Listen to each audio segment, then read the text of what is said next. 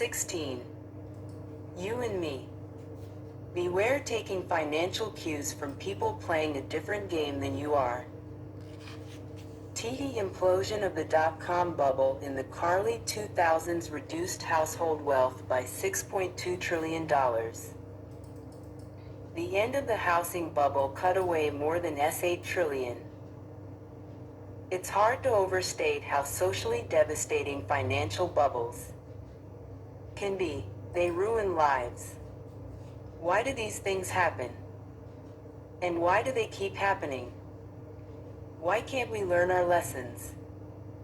The common answer here is that people are greedy, and greed is an indelible feature of human nature. That may be true, and it's a good enough answer for most. But remember from Chapter 1, no one is crazy. People make financial decisions they regret, and they often do so with scarce information and without logic. But the decisions made sense to them when they were made. Blaming bubbles on greed and stopping there misses important lessons about how and why people rationalize what in hindsight look like greedy decisions. Part of why bubbles are hard to learn from is that they are not like cancer, where a biopsy gives us a clear warning and diagnosis. They are closer to the rise and fall of a political party, where the outcome is known in hindsight, but the cause and blame are never agreed upon. Competition for investment returns is fierce, and someone has to own every asset at every point in time. That means the mere idea of bubbles will always be controversial because no one wants. The psychology of money. To think they own an overvalued asset. In hindsight, we're more likely to point cynical fingers than to learn lessons. I don't think we'll ever be able to fully explain why bubbles occur. It's like asking why wars occur. There are almost always several reasons, many of them conflicting, all of them controversial. It's too complicated a subject for simple answers. But let me propose one reason they happen that both goes overlooked and applies to you personally. Investors often innocently take cues from other investors who are playing a different game than they are. An idea exists in finance that seems innocent but has done incalculable damage. It's the notion that assets have one rational price in a world where investors have different goals and time horizons. Ask yourself, how much should you pay for Google stock today? The answer depends on who you are. Do you have a 30-year time horizon? Then the smart price to pay involves a sober analysis of Google's discounted cash flows over the next 30 years. Are you looking to cash out within 2 years? Then the price to pay can be figured out by an analysis of the tech industry's potential over the next decade and whether Google management can execute on its vision. Are you looking to sell within a year? Then pay attention to Google's current product sales cycles and whether we'll have a bear market. Are you a day trader? Then the smart price to pay is, who cares? Because you're just trying to squeeze a few bucks out of whatever happens between now and lunchtime, which can be accomplished at any price. 168. When investors have different goals and time horizons, and they do in every asset class, prices that look ridiculous to one person can make sense to another, because the factors those investors pay attention to are different. Take the dot-com bubble in the 1990s. People can look at Yahoo stock in 1999 and say, that was crazy. A zillion times revenue. The valuation made no sense. But many investors who owned Yahoo stock in 1999 had time horizons so short that it made sense for them to pay a ridiculous price. A day trader could accomplish what they need whether Yahoo was at S5 a share or $500 a share, as long as it moved in the right direction that day. And it did, for years.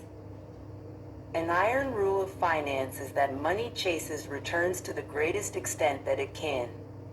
If an asset has momentum, it's been moving consistently up for a period of time, it's not crazy for a group of short-term traders to assume it will keep moving up. Not indefinitely, just for the short period of time they need it to. Momentum attracts short-term traders in a reasonable way. Then it's off to the races. Bubbles form when the momentum of short-term returns attracts enough money that the makeup of investors shifts from mostly long-term to mostly short-term. That process feeds on itself. As traders push up short-term returns, they attract even more traders. Before long, and it often doesn't take long, the dominant market price setters with the most authority are those with shorter time horizons. Bubbles aren't so much about valuations rising. That's just a symptom of something else. Time horizons shrinking as more short-term traders enter the playing field. It's common to say the dot-com bubble was a time of irrational optimism about the future. But one of the most common headlines of that era was announcing record trading volume, which is what happens when investors are buying and selling in a single day. Investors, particularly the ones setting prices way day, not thinking about the next 20 years. The average mutual fund had 120% annual turnover in 1999, meaning they were, at most, thinking about the next 8 months. So were the individual investors who bought those mutual funds. Maggie Maher wrote in her book Bull. By the mid-90s, the press had replaced annual scorecards with reports that appeared every 3 months. The change spurred investors to chase performance, rushing to buy the funds at the top of the charts, just when they were most expensive. This was the era of day trading, short-term option contracts, and up-to-the-minute market commentary. It's not the kind of thing you'd associate with long-term views. The same thing happened during the housing bubble of the mid-2005. It's hard to justify paying $700,000 for a 2-bedroom Florida tract home to raise your family in for the next 10 years. But it makes perfect sense if you plan on flipping the home in a few months into a market with rising prices to make a quick profit. Which is exactly what many people were doing during the bubble. Data from Atom, a company that tracks real estate transactions, shows the number of houses in America that sold more than once in a 12-month period they were flipped rose 5-fold during the bubble, from 20,000 in the first quarter of 2000 to over 100,000 in the first quarter of 2004. Flipping plunged after the bubble to less than 40,000 per quarter, where it's roughly remained since. Do you think these flippers cared about long-term price-to-rent ratios? Or whether the prices they paid were backed up by long-term income growth? Of course not. Those numbers weren't relevant to their game. The only thing that mattered to flippers, 170, was that the price of the home would be more next month than it was this month. And for many years, it was. You can say a lot about these investors. You can call them speculators. You can call them irresponsible. You can shake your head at their willingness to take huge risks. But I don't think you can call all of them irrational. The formation of bubbles isn't so much about people irrationally participating in long-term investing. They're about people somewhat rationally moving towards short-term trading to capture momentum that had been feeding on itself. What do you expect people to do when momentum creates a big short-term return potential? Sit and watch patiently? Never. That's not how the world works. Profits will always be chased. And short-term traders operate in an area where the rules governing long-term investing, particularly around valuation, are ignored. Because they're irrelevant to the game being played, that's where things get interesting, and where the problems begin.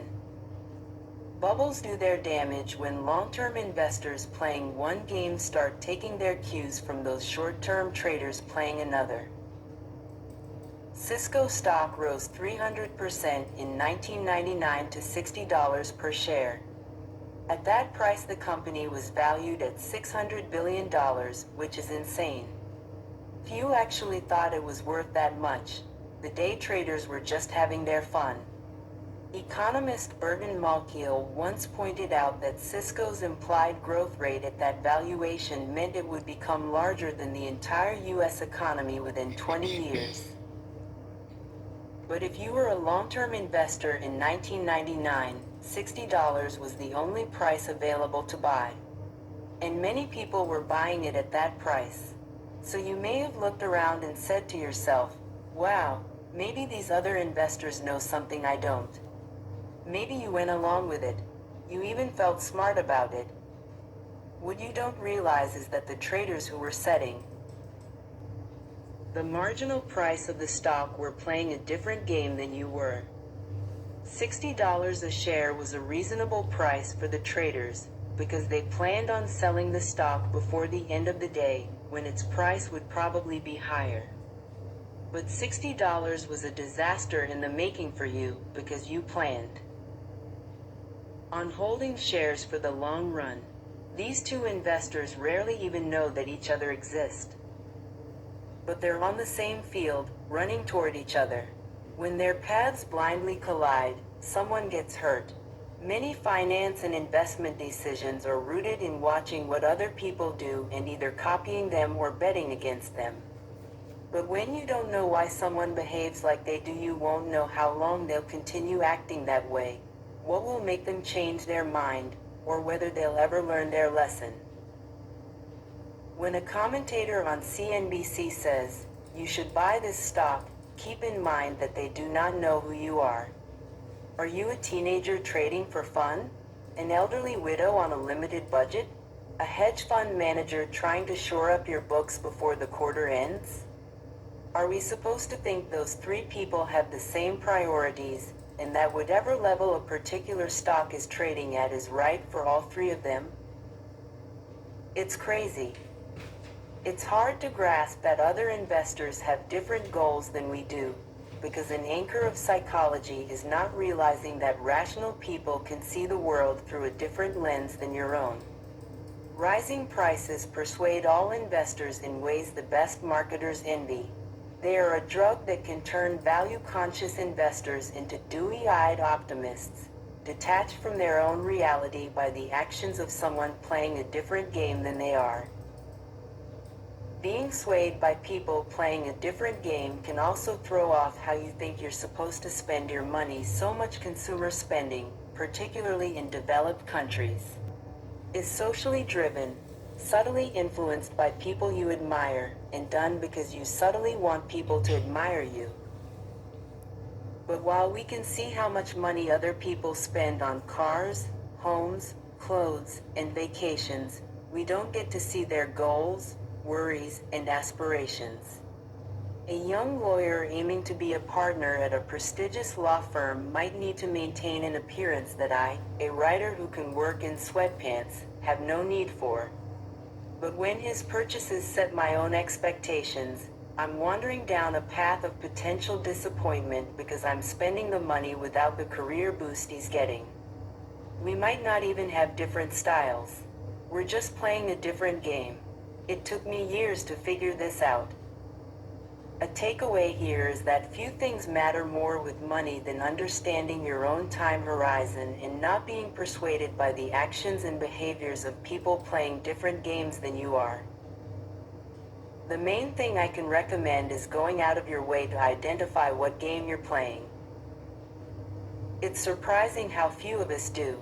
We call everyone investing money investors, like they are basketball players, all playing the same game with the same rules.